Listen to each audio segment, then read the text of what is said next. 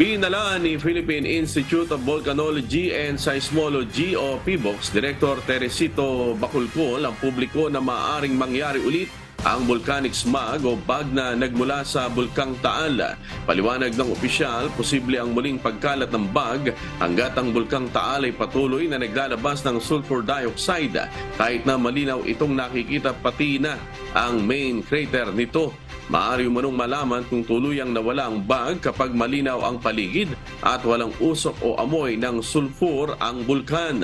Sa kasalukuyan, nasa alert level 1 pa rin ang Bulkang Taal. Ibig sabihin, ito ay nasa abnormal na kalagayan at hindi dapat ituring na tapos na ang aktibidad nito o wala ng panganib ng pagsabog.